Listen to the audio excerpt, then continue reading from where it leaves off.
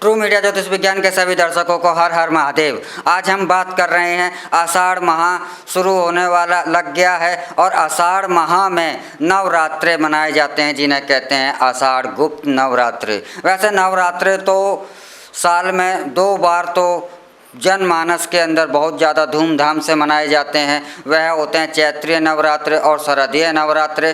परंतु 2 नवरात्रे और भी मनाए जाते हैं, इन्हें कहते हैं हम गुप्त नवरात्रे। गुप्त इन्हें क्यों कहा जाता है कि इन नवरात्रों में सिद्धियां प्राप्त करने के लिए साधकों के लिए ही यह नवरात्रे अधिकतर प्रयोग में किए जाते हैं और इनका अनुष्ठान जो है साधकों के द्वारा से ही किया जाता है, तो इसलिए इन्हें गुप्त नवरात्रे कहे जाते हैं। इस वर्ष जुलाई 11, 2021 से पुष्य नक्षत्र से आषाढ़ नवरात्रे शुरू हो रहे हैं। तो इन आषाढ़ नवरात्रों में आपको मैं एक ऐसा विधि विधान बता रहा हूँ कि जिससे कि आप अपने धन के जो संकट से गुजर रहे हैं, इन नवरात्रों में अगर आप इसे करते हैं तो आप इन धन के संकट से गुजर रहे हैं, आपका व्यापार लड़खड़ा रहा है, आपका व्यापार मंदी के दौर में गुजर रहा है और व्यापार में बरकत नहीं हो रही है,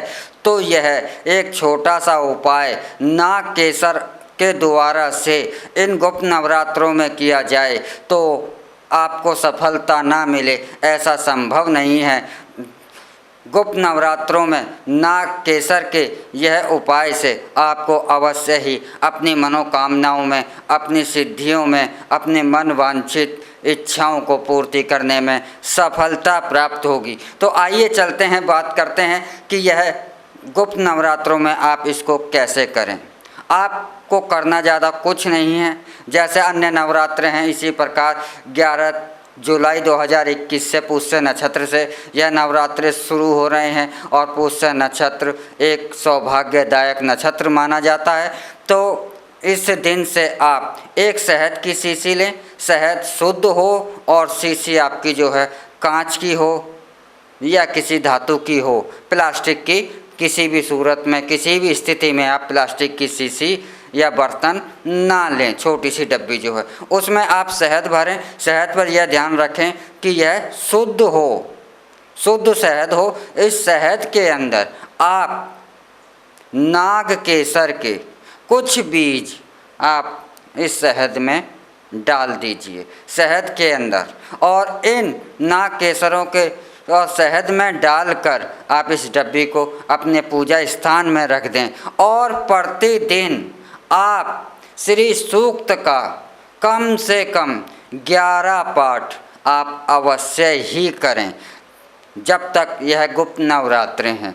और इन नवरात्रों में आप प्रतिदिन 11 पाठ श्री सूक्त का करते हैं, धूप दीप का प्रज्वलित करते हैं और माता लक्ष्मी से अपनी मनोकामना को कहते हैं। तो इन नवरात्रों में इसको प्रतिदिन श्री सूक्त का पाठ कर कर और जब अंतिम नवरात्र हो, नवरात्रि समाप्त होने के बाद आप इस डब्बी को जिसमें आपने शहद और नाग केसर रखा है, इस डब्बी को आप अपने तिजोरी में रख सकते हैं, आप अपने गले में रख सकते हैं, आप अपनी पूजा स्थान पर भी रख सकते हैं। इन तीनों स्थानों पर आप इस डब्बी को स्थापित कर दें तो आप अवश्य ही देखेंगे कि कुछ समय के अंतराल में ही आपका जो धन का संकट चल रहा है, जो धन की समस्याएं जो आपको घेरे रह रही हैं, आपके व्यापार में जो परेशानियां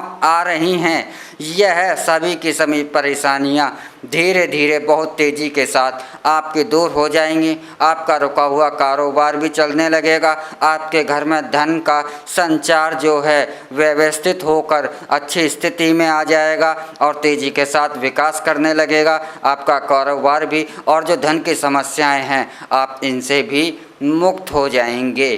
तो इस नवरात्रों में, इन आषाढ़ के गुप्त नवरात्रों में आप इस क्रिया को, इस कार्य को अवश्य ही करें। और गुप्त नवरात्रों के अलावा आप अमृत सिद्धि योग से भी, पुष्य योग, रवि पुष्य योग, पूर्णमासी नवरात्रे इत्यादि के और अन्य शुभ मुहूर्तों पर भी आप इस क्रिया को कर सकते हैं नाग केसर का। अब थोड़ा सा मैं यहाँ पर यह भी बता दूं कि यह नाग केसर क्या होती है। नाग केसर एक लौंग के प्रकार से ही दिखने वाला एक बीज टाइप का होता है। जैसे लौंग होती है इसी प्रकार की दिखने में, इसी से मिलते जुलते आकार में ही नाग केसर भी आपको दिखाई देती है।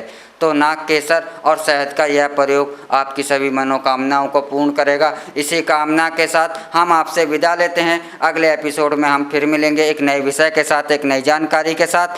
तब तक आप हमारा ट्रू मीडिया ज्योतिष विज्ञान को लाइक शेयर कमेंट करना ना भूलें, और जो दर्शक हमसे नए जुड़े हैं वह जल्द से जल्द हमारे इस चैनल को सब्सक्राइब कर लें। हर हर महादेव। अगर आप ये वीडियो YouTube पर देख रहे हैं तो हमारे चैनल को सब्सक्राइब करें और बेल आइकन को दबाना ना भूलें। अगर आप Facebook पर ये वीडियो देख रहे हैं तो हमारे पेज को लाइक करें।